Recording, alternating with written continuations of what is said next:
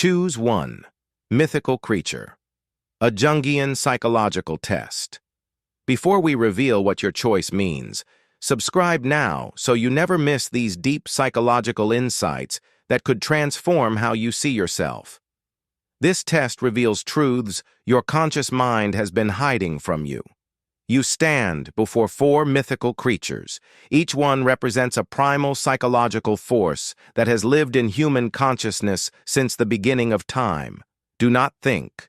Do not analyze. Simply notice which creature your soul recognizes. Your choice is already made. Your unconscious knows which one is yours. Now let us see what you have chosen. The 4 forces, a map of transformation. Before we explore each creature individually, understand this. You did not choose randomly. The dragon, phoenix, unicorn, and serpent represent 4 fundamentally different relationships with power, death, purity, and transformation. They are not equal. They are not interchangeable. They are opposing forces that reveal whether you hoard or release, whether you preserve or destroy, whether you guard the surface or explore the depths. The dragon and the phoenix both understand power, but the dragon accumulates it while the phoenix surrenders it. The dragon builds fortresses. The phoenix burns them down. The dragon says, "Mine." The phoenix says, "Let go." If you chose the dragon, you believe power comes from what you protect.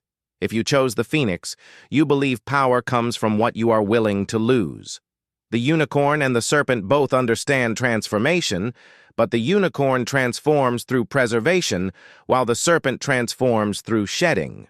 The unicorn remains pure by refusing contamination. The serpent becomes pure by releasing what is dead. The unicorn says, "I will not be corrupted." The serpent says, "I will not carry what no longer serves me." If you chose the unicorn, you believe integrity means staying untouched. If you chose the serpent, you believe integrity means constant renewal. The dragon and the unicorn are both guardians, but they guard different things. The dragon guards treasure, gold, material power accumulated over time. The unicorn guards innocence, purity, the sacred space that must not be violated. Both create boundaries. Both say, "You shall not pass." But the dragon's boundaries protect what it has taken. The unicorn's boundaries protect what it has never given. The phoenix and the serpent both embrace death, but differently. The phoenix dies completely and is reborn from ash. The serpent sheds its skin and continues. The phoenix experiences total annihilation. The serpent experiences continuous release. The phoenix trusts that death leads to rebirth. The serpent trusts that release leads to renewal. If you chose the phoenix, you are not afraid of endings. If you chose the serpent, you are not afraid of letting go. Now that you see how these forces relate to each other, let us explore what your specific choice reveals about your deepest psychological patterns. The dragon, the guardian of accumulated power. If you chose the dragon, you understand that power is something you build, protect, and refuse to surrender. You are the hoarder of treasures, but not in a shallow way. Your treasures are not just material. They are experiences, knowledge, relationships, achievements, everything you have gathered throughout your life that proves your worth. You do not let go easily because you learned early that what you release, you may never get back. Unlike the phoenix who burns everything down to start fresh, you believe in accumulation. You believe that who you are today is built on everything you have survived, learned, and claimed. You do not erase your past. You build upon it. You do not start over. You add floors to the fortress you have been constructing your entire life. This makes you powerful in ways the phoenix can never understand. You have depth. You have history. You have resources that took decades to accumulate. Where the unicorn guards purity, you guard power. You are not concerned with remaining untouched. You are concerned with remaining undefeated. You have been through battles. You have scars. You have taken hits. But you are still standing, and everything you have gathered makes you stronger. Your wounds did not destroy you. They became part of your armor. Your losses did not defeat you. They taught you what to protect. But here is your shadow. The dragon who hoards too long becomes trapped by its own treasure. You may be sitting on a pile of gold you never use, defending resources you never enjoy, protecting power you never wield. You accumulate, but do not spend. You defend, but do not share. You build walls so high that no one can get in, but you also cannot get out. The dragon's greatest fear is loss, and that fear can imprison you in a cave of your own making. Unlike the serpent who releases the old to make space for the new, you hold on to everything because you believe your worth is measured by what you possess. But possession can become burden. The dragon who cannot let go of old treasures has no room for new ones. You may be defending things that no longer serve you simply because you invested so much in acquiring them. Relationships that have died, beliefs that no longer fit, identities that you have outgrown.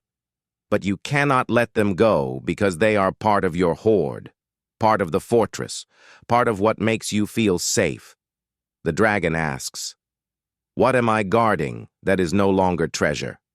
What would I gain if I stopped defending and started living?" Fa, the phoenix, the master of rebirth through destruction. If you chose the phoenix, you understand that real power comes not from what you hold on to, but from what you are willing to burn. You are not a builder. You are a destroyer and a creator, and you know these are not opposites, but the same force expressed in cycles. Where the dragon accumulates, you incinerate. Where the dragon builds fortresses, you create funeral pyres. You do not fear endings because you have died and been reborn so many times that death feels like home. Unlike the unicorn who preserves purity by remaining untouched, you achieve purity through fire. You do not avoid contamination. You burn through it. You do not protect innocence. You reclaim it on the other side of destruction. The unicorn has never been touched. You have been destroyed and remade. The unicorn's purity is preservation. Yours is resurrection. Where the dragon fears loss, you embrace it. You know that everything you are attached to will eventually burn, so you light the match yourself before life does it for you. You end relationships that have run their course. You quit jobs before they kill your spirit. You walk away from identities that no longer fit. This is not recklessness. This is wisdom. You understand that clinging to the dying only prolongs suffering. Better to burn it down and rise from the ashes than to slowly suffocate in what used to be alive. The serpent sheds skin gradually. You burn completely. The serpent releases the old while maintaining continuity. You experience total annihilation and total rebirth. This is more traumatic, but also more transformative. When you rise from your own ashes, you are not just renewed. You are remade. You are not the same person with fresh skin. You are a new being entirely. But here is your shadow. The phoenix who burns too often never builds anything lasting. You may be so comfortable with destruction that you incinerate things before they have fully lived. You may end relationships at the first sign of difficulty. You may quit projects before they mature. You may walk away from commitments when they require endurance rather than transformation. The phoenix's gift is knowing when to let go. The phoenix's curse is never knowing when to hold on. Unlike the dragon who builds fortresses that last centuries, you burn through lives like matches. You are always starting over, always being reborn, always in transition. This keeps you free, but it also keeps you rootless. You have no accumulated power because you keep burning it down. You have no history because you keep erasing it. You have no foundation because you keep destroying it to build something new. The phoenix asks, "Am I burning this because it needs to die? Or because I am afraid of what it might become if I let it live?" The unicorn, the keeper of sacred boundaries. If you chose the unicorn, you understand that some things must remain untouched. You are the guardian of purity, not in a naive sense, but in a deeply conscious one. You know that the world is full of corruption, manipulation, and contamination. You know that most people compromise their values, betray their truth, and allow themselves to be degraded in small ways every day. You refuse. You have drawn a line. You have said this far and no further, and you have meant it. Unlike the dragon who guards accumulated treasure, you guard something you have never lost: your innocence, your integrity, your essential self. The dragon protects what it has taken. You protect what you were given at birth and refuse to surrender. The dragon's treasure can be stolen, yours cannot, unless you hand it over, and you will not hand it over. Where the phoenix destroys to purify, you preserve to remain pure. The phoenix believes you must burn through corruption. You believe you must never allow corruption to touch you in the first place. The phoenix achieves purity through transformation. You achieve it through isolation. The phoenix enters the fire. You refuse to go near it. Both of you end up pure. But the phoenix carries the memory of burning while you carry the burden of never having lived certain experiences. Where the serpent sheds what is dead, you prevent death from occurring.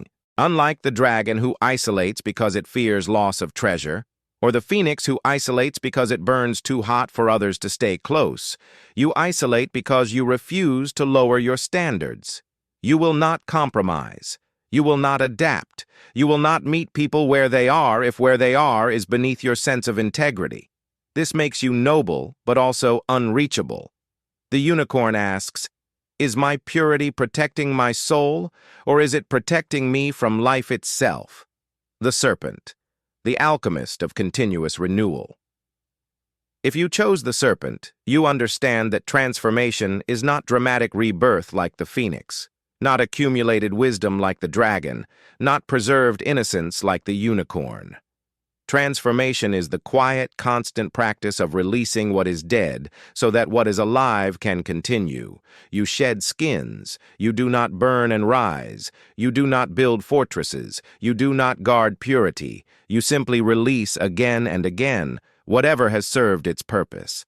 Unlike the phoenix who experiences total death and rebirth, you never die. You simply become. The phoenix has dramatic cycles of destruction and recreation. You have continuous flow. The phoenix is all or nothing. You are gradual and constant. The phoenix makes transformation into an event. You make it into a practice. The phoenix burns once every several years. You shed monthly, weekly, daily. Where the dragon accumulates and the unicorn preserves, you release. You are not interested in holding on to the past. You are not interested in protecting what you were. You are interested only in what you are becoming. The dragon looks back at its hoard with pride. You look back at your shed skins with relief that you are no longer trapped in them. The unicorn fights to remain unchanged. You embrace change as the only constant. Where the unicorn avoids corruption, you move through it. You do not fear being touched by darkness because you know you will shed it. You can enter spaces the unicorn cannot go because you trust that you will not be permanently stained. You can take risks the dragon cannot take because you are not protecting accumulated treasure. You can endure experiences the phoenix would have to burn away because you know you will simply molt and continue. But here is your shadow. The serpent who sheds too often never develops depth. You may be so committed to letting go that you never hold on to anything long enough for it to transform you. You release relationships before they deepen. You shed beliefs before they are tested. You molt identities before they mature. The serpent's gift is non-attachment. The serpent's curse is that non-attachment can become avoidance of commitment. Unlike the phoenix, whose transformations are complete and total, your transformations are gradual and continuous, which means you may never experience the depth of death and rebirth. You change, but you do not die. You renew, but you are never destroyed. This keeps you safe, but it may also keep you surface. The phoenix knows the transformative power of total annihilation. You only know the gentle release of shedding. Sometimes gentle is not enough. The serpent asks, Am I shedding because it is time, or because I am afraid of staying in anything long enough to be truly changed by it? Integration, when all four creatures live within one soul. You chose one creature, but Jung would tell you that all four live within you.